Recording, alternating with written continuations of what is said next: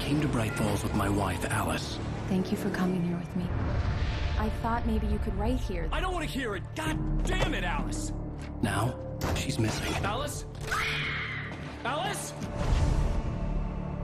I woke up behind the wheel of a crashed car. I'm missing a week. I was attacked by shadowy men straight from a nightmare.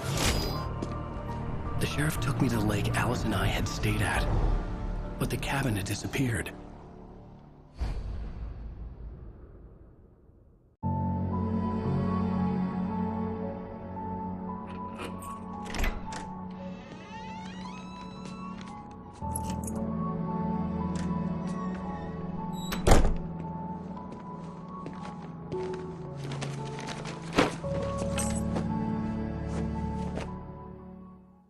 Honey, I'm home.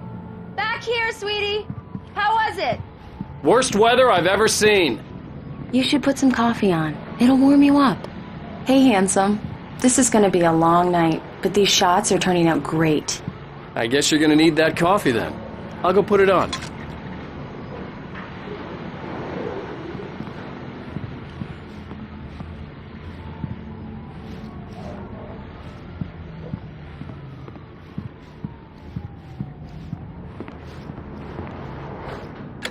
Coffee's on. Great, thanks! I'll need it if I'm gonna finish this by tomorrow.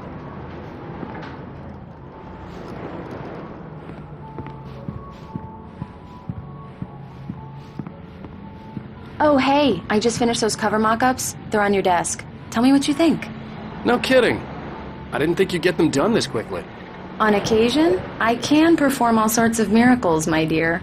Oh, really?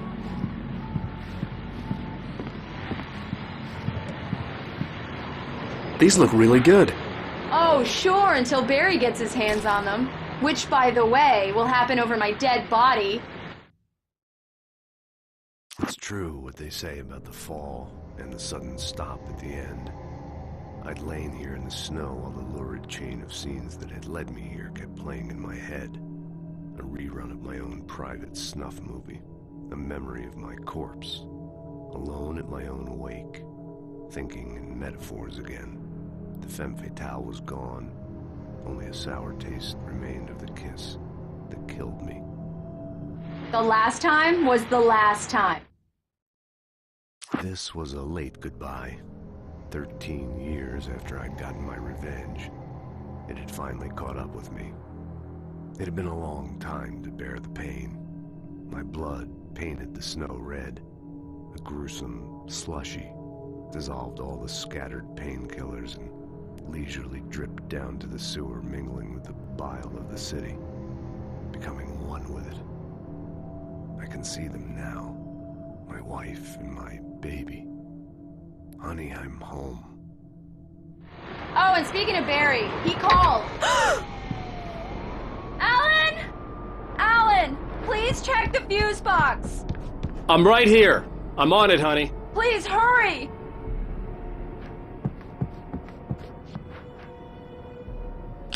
Honey, it's a power outage. I've got the flashlight.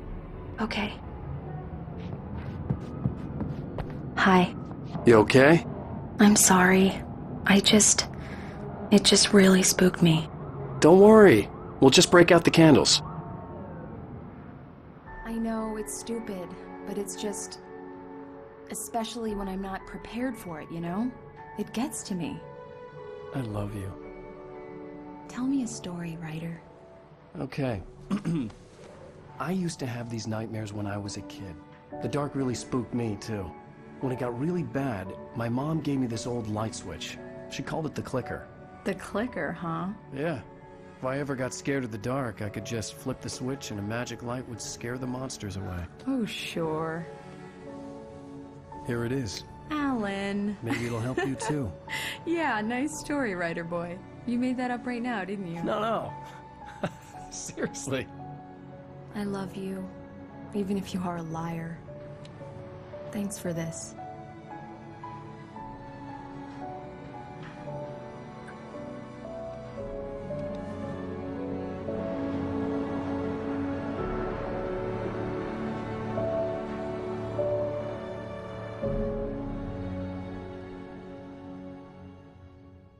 How do you feel, Mr. Wake? Any nausea, disorientation, anything like that?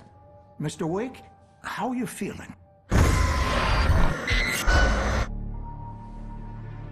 I'm okay. My head's fine. I had to lie about my headache and memory loss. He'd send me to a hospital for tests. I couldn't leave without Alice. Very well. I don't think you have a concussion, but you've obviously been through quite a shock. You should take it easy for a couple of days. Thanks.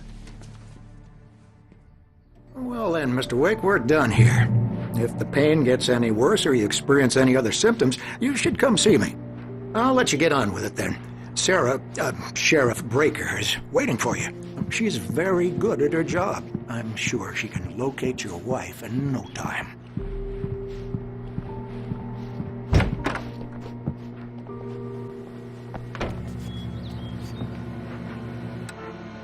Thank you for testing the lights, Miss Weaver. Everything seems to be fine. I don't have the luxury of being complacent, Deputy Grant. The bulbs will need changing soon. You can't change them in the dark. I'll be sure to take care of it, Miss Weaver. Have a nice day now. Yeah, it's Mulligan here. I'm at come back Stuckey's later gas on to station remind with you, Thornton. just in case. There's no sign of him. Over. Wait. Yeah. Alice looked through the viewfinder, lining up the shot. Cauldron Lake was breathtaking. Something caught her eye. A figure standing in the shadows behind the cabin, like a thin woman in a black dress. She lowered the camera and looked again. No one there. Just a collection of bushes that looked vaguely human-shaped. She shook her head and laughed. Thornton, look, we've located the brake float. It's here. Mr. Wake, the sheriff is waiting for you in her office down the corridor. That was Cynthia Weaver. I guess you can call her the town eccentric. She used to be the editor of the local newspaper, but she's focused on, other things these days.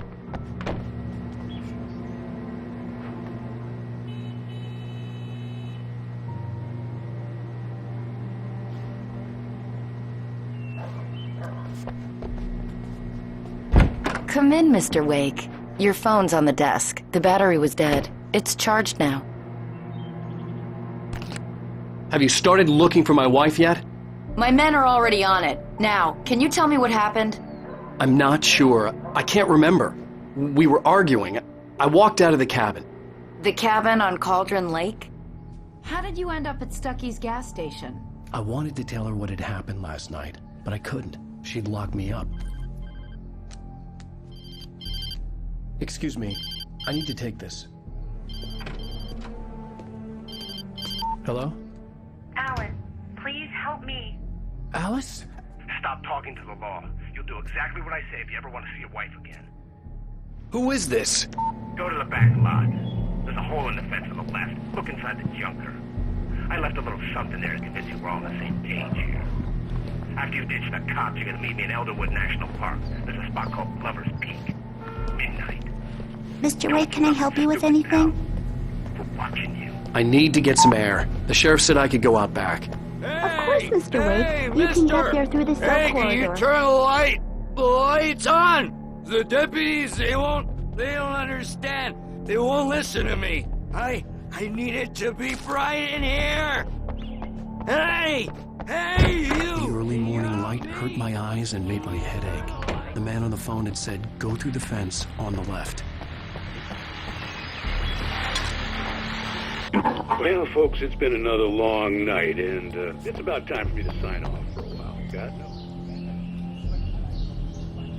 Just one more item before I go.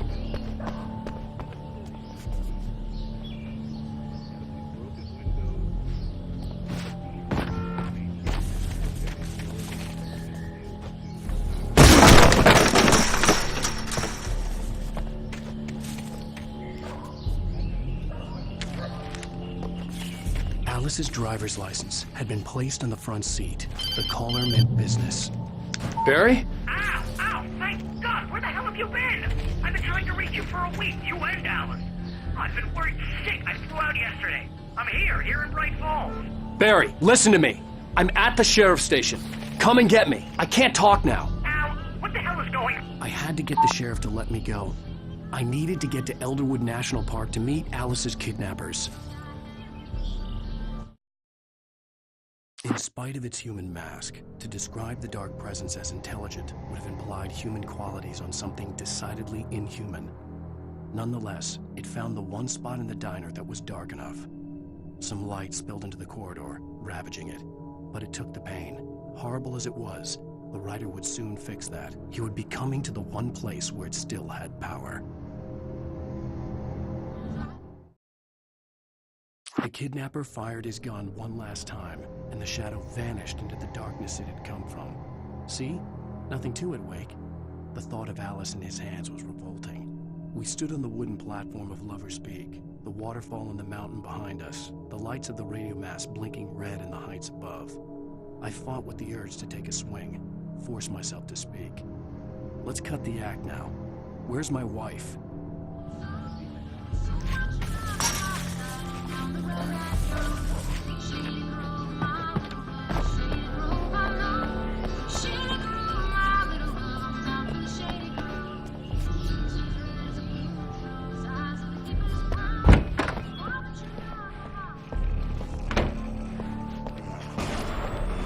A writer is a light that reveals the world of his story from darkness, shapes it from nothingness. The way a sculptor carves a statue from a block of granite. If I stop, the world I'm making dies. Darkness will reclaim it. It's a long, hard journey into the dark. Alice's life is at stake, but I can't think about that, or I'll lose it. The dread lingers at the edge of perception. I'll push... Marvelous, Sarah. I just wanted to settle all the damage the Anderson brothers might have inadvertently caused on their recent and regrettable. Are you feeling any better, Mr. Wake? I'd like to leave. Am I free to go? Well, we still need to talk about... Am I under arrest? No, of course not. But I need to know where you'll be staying so I can get in touch with you. I'd avoid the motel. The Majestic is known for its roaches. The cabins at Elderwood are pretty nice, though. That sounds perfect. I'm Dr. Emil Hartman. I'd like to invite you to stay at Cauldron Lake Lodge. Did you talk to my wife? I had the pleasure of discussing your situation with her on several occasions. Did you set something up with her? I invited her here. My clinic is a place where... Oh! Hey! Oh, my! Take it easy. Hey, nobody move! Get your hands off of my client! Who are you? I'm Barry Wheeler, his agent. If you have business with Mr. Wake, you talk to me. You yokels won't know what hit you once I sick my lawyers on your asses. No harm done, Sarah. I'm all right. I don't want to press charges. Mr. Wake, my offer still stands. Get me out of here. What the hell was that about, Al? We don't need a replay of that thing with the paparazzi. I thought they were gonna lock you up. I had to talk to someone. I told Barry everything. He thought I was certifiable, but when he heard about the manuscript, I had him. The fact that I'd written something, even if I couldn't remember it, was enough for him. He smelled money. And he believed that Alice had been kidnapped. Anything beyond that was another story. I had a midnight appointment with the kidnapper in a place called Lover's Peak, somewhere in Elderwood National Park. The plan was to rent a cabin. I don't like it, Al. I don't like any of it. It's not good. In fact, it's the absolute opposite of good. Mr. Wake! Barry, you found him! Hi, Rose. Oh, wow. I was just thinking about you, too. Great. I was just bringing Rusty some coffee. He's on the balcony, looking after Max. Poor thing. I really need to go. Great to see you again, Mr. Wake. Later! Who's Max? What an airhead.